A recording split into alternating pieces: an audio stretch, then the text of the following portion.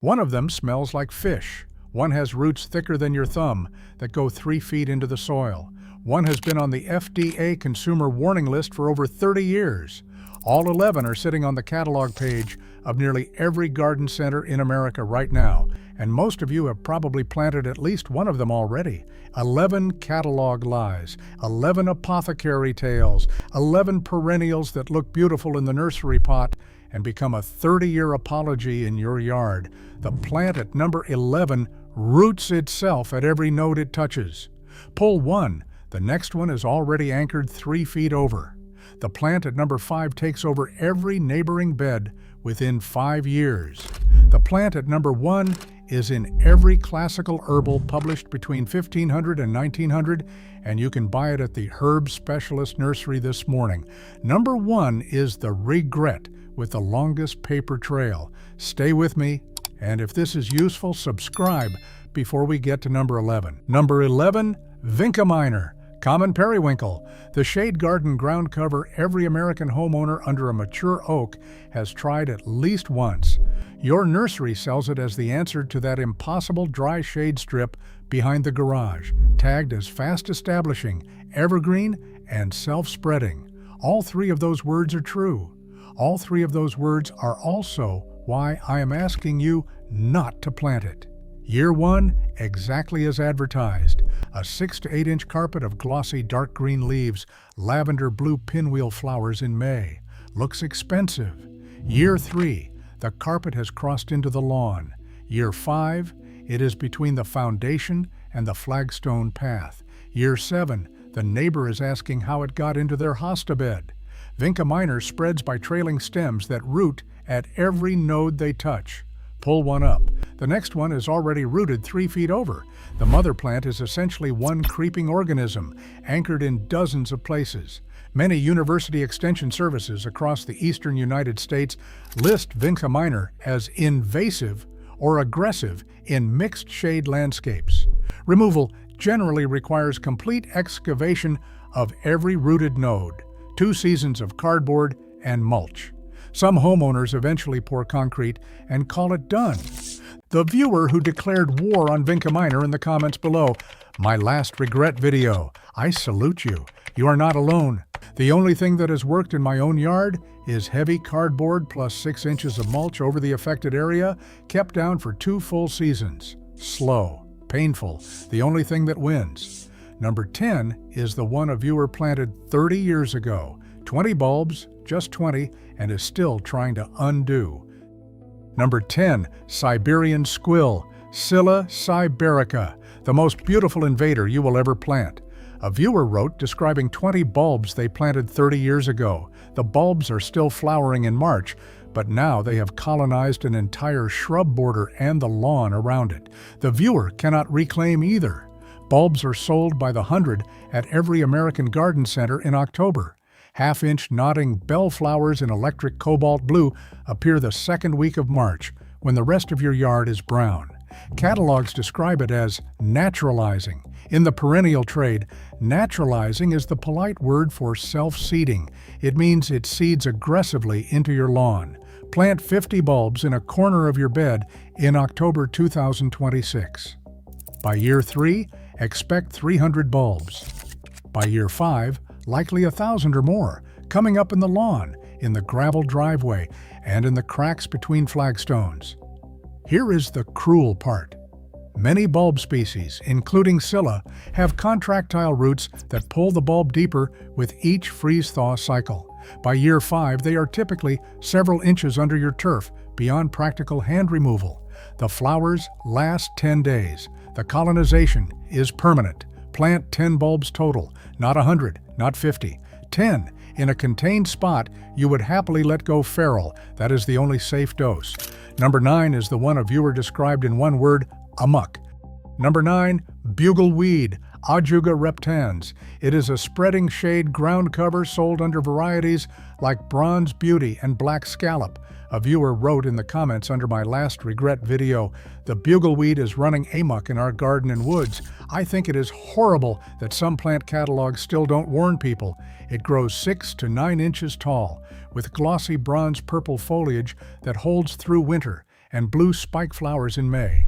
The catalog photo is genuinely beautiful, and that is the reason every gardener over 50 has tried it at least once.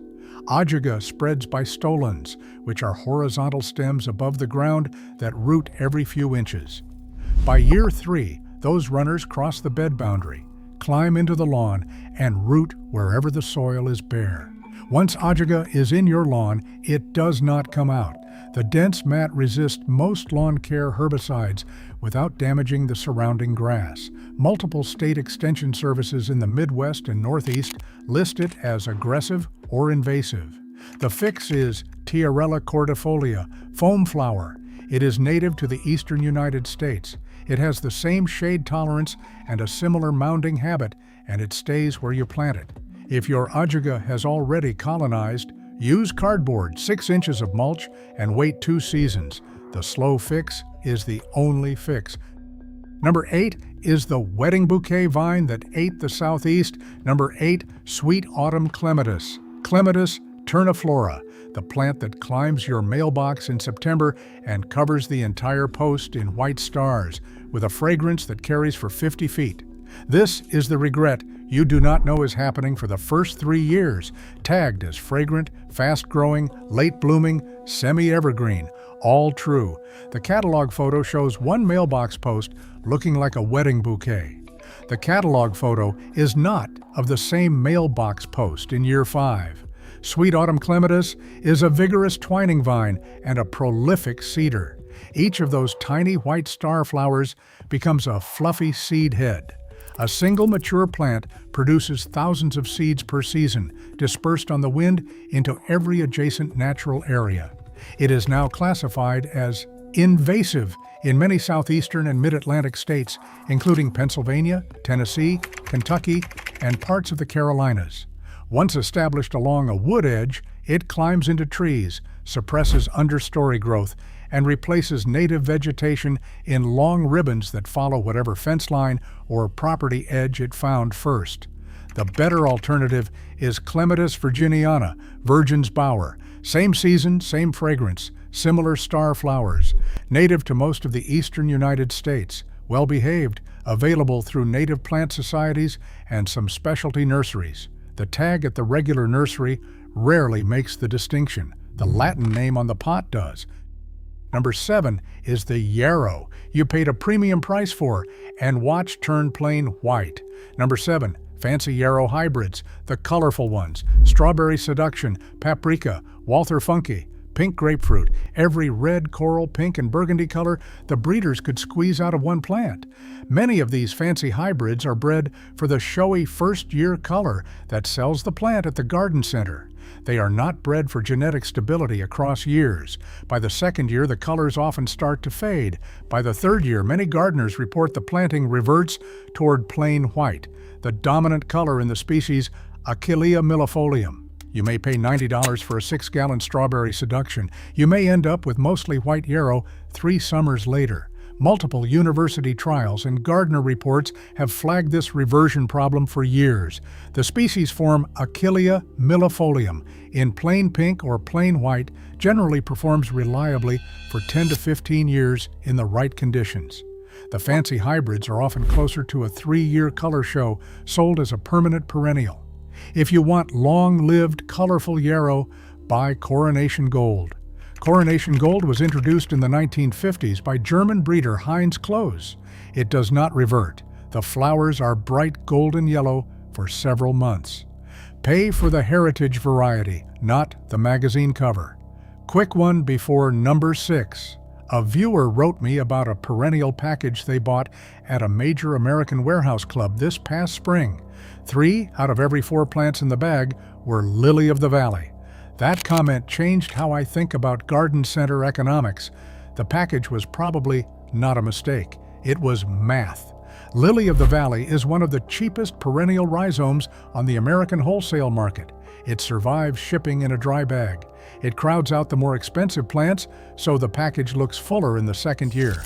By the 4th year, the customer is back for another package because the original one has become mostly lily. The mathematics of that bag is the mathematics of much of the mass-market perennial industry. The plant the catalog photographs is often not the plant you have in the third year. The trial garden knew, the breeder knew, the wholesale buyer knew. You and I were the only ones in the conversation who did not. If you have a regret I should cover next, drop it in the comments. And if you have not yet, subscribe. The next regret list is being built from your stories in real time. Number 6 is the one a viewer inherited from her grandmother and called a nightmare. Number 6, creeping buttercup, ranunculus repens, sold occasionally as the double-flowered form, flor pleno, bright yellow rosettes that look like miniature peonies. The double form is the catalog version. The species form is what takes over, and the genetic distance between the two is closer than the catalog suggests. A viewer wrote in the comments, "Creeping buttercup is my nightmare. I didn't plant it, I inherited the garden from my grandmother. That is how this plant arrives in most American yards. Inherited. It outlives the gardener who planted it. 6 to 12 inches tall, yellow flowers in May and June. It spreads by stolons, horizontal runners, and by seed. The combination is what makes it nearly impossible to remove. Cut a runner, the rooted node continues. Pull a clump, fragments regenerate. Spray broadly, you damage everything growing near it. University extensions across the Pacific Northwest and parts of New England list it as a serious garden and pasture invasive. In heavy soil, it is one of the most aggressive ground covers in temperate North America. The fix is hardy geranium roseanne, which I covered in my fast-spreading video, for a well-behaved spreader, or replace it with a native of your region. Do not plant the double-flowered form thinking it is contained. The genetics are too close. Number 5 is the herb that smells like every cup of bedtime tea you have ever made, and the reason your hostas keep dying.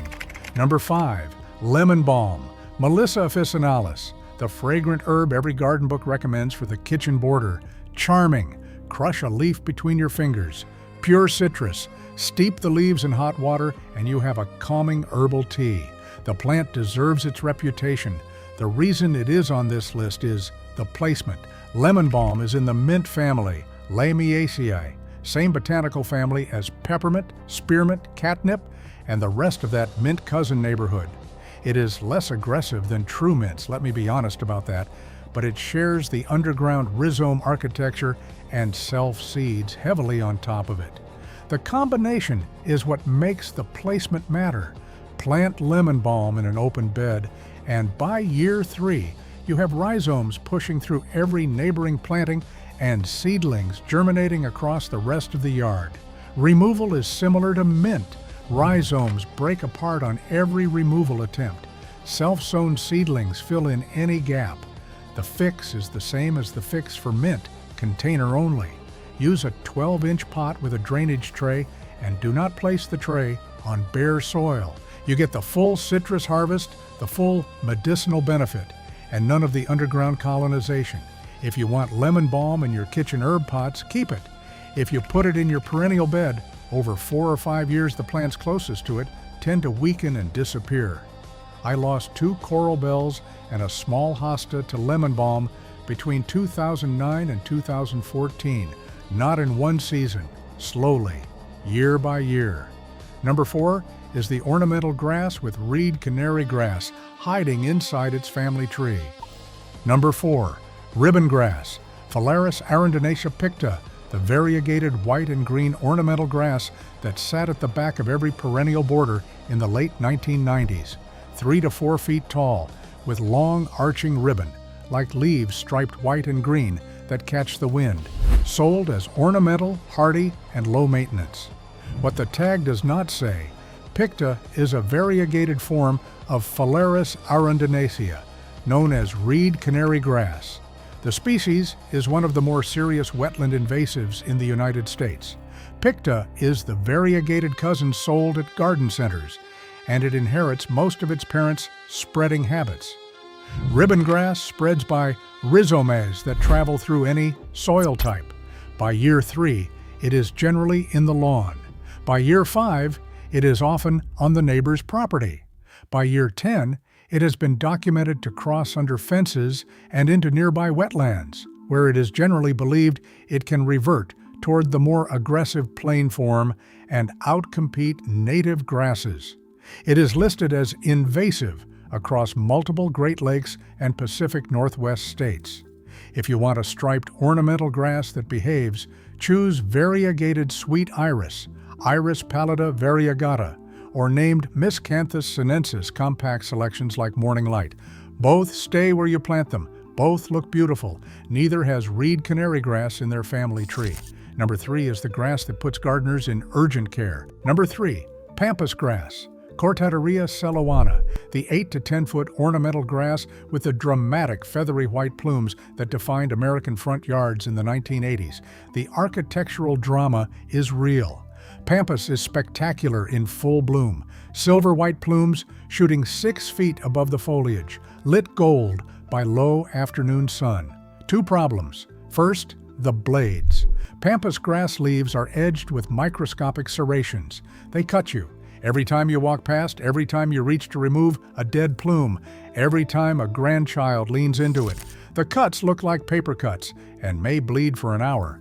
People have ended up at urgent care after a single afternoon of pruning. Second, the spread. Each mature plant produces enormous numbers of seeds, with estimates in the hundreds of thousands. In California, Houttuynia celoana is rated by Cal IPC as having moderate to high invasive impact, and it is prohibited from sale in some California counties. The seeds disperse on the wind for miles into disturbed areas, road cuts, and abandoned lots. Removal of an established clump typically requires a chainsaw, a spading fork, and leather gloves. Professional removal runs $400 to $1,500. A better alternative is Miscanthus sinensis Morning Light or Pennisetum hamiln. They are comparable in size and in plumes without the blade cuts. Before I tell you what is at number 2, I want you to think about something. Every plant on this list and the previous one was celebrated in American gardening for at least 1 decade in the last 50 years. Pampas grass had its decade in the 1980s. Russian sage blue spire had its decade in the 1990s. The fancy echinacea hybrids had their decade in the 2010s. Every regret was once a trend. Landscape architects know this. The good ones plan for what a plant looks like in year 15, not year 1. They know which plants the maintenance crews curse and which ones the budget can absorb. They specify Heuchera americana, species form. They specify Echinacea purpurea, species form. They specify Coreopsis verticillata moonbeam, a 1992 plant of the year. The catalog markets the new. The trial garden documents what lasts. The landscape architect specifies what the maintenance budget can afford in year 10. You are your own landscape architect. Plant for year 15. Number 2 is the plant that smells like fish. Number 2 is Houttuynia, the variety called chameleon. Houttuynia cordata. I'm not making this up. The leaves smell distinctive when crushed. Many people describe the smell as fish. Others describe rotten orange peel or kerosene. Most never get used to it. And that is not the reason this plant is at number 2. Chameleon is sold as a striking variegated shade ground cover, heart-shaped leaves splashed with cream, pink, red, and green, sometimes 4 or 5 colors on a single leaf. In nursery containers, it looks like the most painted plant you have ever seen. Every American shade gardener who walks past it picks one up at least once. Plant it. Year 1, it is beautiful. Year 3, it is typically colonizing the entire affected bed. Houttuynia spreads by deep underground rhizomes that travel in every direction. Removal is harder than mint, harder than goutweed, harder than lily of the valley. The rhizomes break easily, and every fragment regenerates. Glyphosate barely slows it. Most reports suggest very few homeowners eliminate it completely. It is on the prohibited or restricted list in Oregon, Washington, and several other Pacific Northwest jurisdictions. The better alternative is Lamium maculatum white Nancy or Pulmonaria trevi fountain for a variegated shade ground cover. Both are well behaved, both are beautiful, neither smells like rotting fish, and neither requires excavating your yard. Before I tell you what is at number 1, let me give you the one detail that puts it there. This plant is in every classical herbal published in English between 1500 and 1900. It is in Royal Horticultural Society records. It is the medicinal perennial of the European garden tradition, and it is still on the catalog page of nearly every herb specialist nursery in America in 2026. I bought 3 of them in 2007 because the catalog said medicinal, hardy, deer-resistant, drought-proof. All 4 claims are true. None of those claims is the most important fact about this plant. Here it is. Number 1, common comfrey, Symphytum officinale, the healing herb of European herbalism. 3 feet tall, coarse fuzzy leaves, bell-shaped purple-pink flowers in June. Sold as comfrey, knitbone, bruisewort. I planted 3 of them along the back fence of my herb garden in 2007. I wanted the medicinal benefits. The catalog spoke of a 2,000-year-old herbal tradition. What the catalog did not say is that comfrey has a tap root that goes several feet into the soil, thick as your thumb or more, and it regenerates from any fragment left in the ground. You generally cannot dig comfrey out. You can dig the top out. The taproot sends up new shoots within weeks. By year 3, you have 1 mother plant and several daughters along the same fence line. By year 5, comfrey is between the patio stones, under the foundation, and in the lawn. By year 10, most homeowners have given up. There is one more critical detail. The U.S. Food and Drug Administration has long advised against internal use of comfrey-containing products. Comfrey contains pyrrolizidine alkaloids, compounds linked in published studies to liver damage when consumed orally over time. The plant the catalog markets for medicinal tea is the plant. The U.S. Food and Drug Administration advises should not be consumed in tea form. Topical use is generally considered acceptable in the literature. Internal use is not. The 2,000-year medicinal reputation for internal use is, by modern medical consensus, largely obsolete. The 2,000-year invasive habit is not. If you must plant comfrey, there is a sterile cultivar, Symphytum oblandicum Bocking 14, called Russian comfrey, developed at the Henry Doubleday Research Association at Bocking. It does not seed itself out, but the taproot is similar to the species. Container only, otherwise do not. The most regretted plant in my 40-year garden is the one the apothecary catalogs wrote about for 2 centuries. Stay with the trial garden, walk past the apothecary. Don't trust the catalog. Read the small print on the bag at the warehouse club. Count the species ratios before you plant. Drop a comment with the perennial you regret most. I read every single one, and the next regret list will be built from yours. Subscribe before you leave. The next video is the recommendation list. 5 perennials that trial gardens do endorse.